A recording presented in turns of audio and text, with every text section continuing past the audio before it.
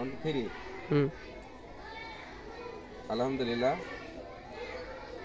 সম্মানিত দর্শক মণ্ডলী, আপনারা যেখান থেকে আমাদের ভিডিওটি দেখছেন সকলকে জানাই শুভেচ্ছা এবং স্বাগতম। আপনাদের সামনে আজকে এমন একটি ভিডিও নিয়ে আসতে যাচ্ছি, তা হলো আমাদের পাশে একজন বয়োজ্যেষ্ঠ ব্যক্তিকে দেখতে পাচ্ছেন। তার সাথে আমরা সাক্ষাৎ করতে যাচ্ছি। তিনি খাতনা দিয়ে থাকে, অনেক বছর যাবৎ মানুষকে খাতনা দেয়। তিনি কিভাবে দেয় আমরা তার কাছে বিষয়টা শুনবো। সেই পর্যন্ত আপনারা আমাদের সাথে থাকুন। তো আচ্ছা বড় ভাই, এখন আপনি বলেন যে আপনার নামটা একটু বলেন আমাদের দর্শকদের কাছে। আসসালামু আলাইকুম। আমার নাম কি মোহাম্মদ আলী আকবর, গ্রাম পন্দপুর, মহেশপুর থানা, কতপুর ইউনিয়ন। আচ্ছা, আপনি কত বছর যাবৎ এই খাতনা বা মুসলমানি দিয়ে থাকেন? আমি কত বছর আমার মুসলমানের যোগ্যতা ছোটোবেলায় থেকে আমি 55 বছর হয়ে গেছে আমার মুসলমানি খাতনা আমি কাজ করি।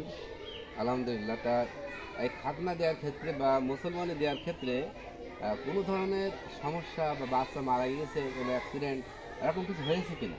আমার দ্বারা ইনশাল্লাহ কিছুই হয়নি।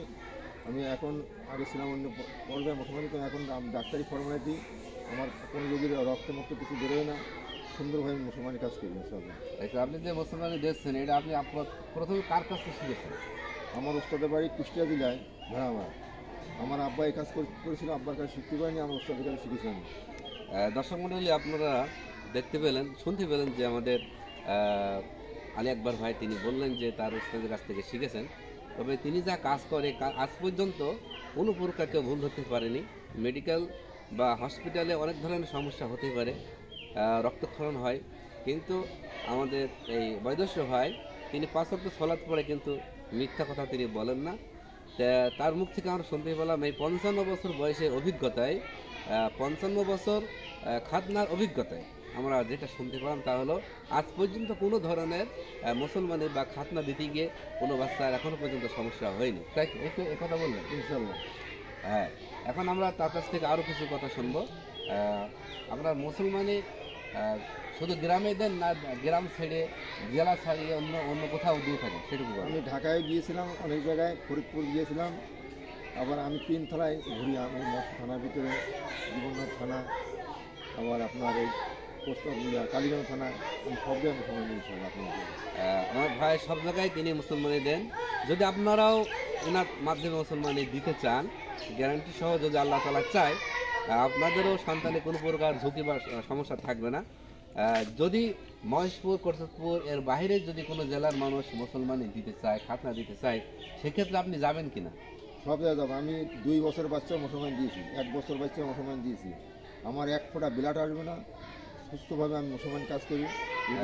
আলহামদুলিল্লাহ। আমরা এইমাত্র শুনলাম যে ভাই বলছে যে যদি আপনারা দাওয়াত দিয়ে থাকেন বা জেলার বাইরে থেকেও যদি দেন দাওয়াত, উনি আপনার দাওয়াত কবুল করবে।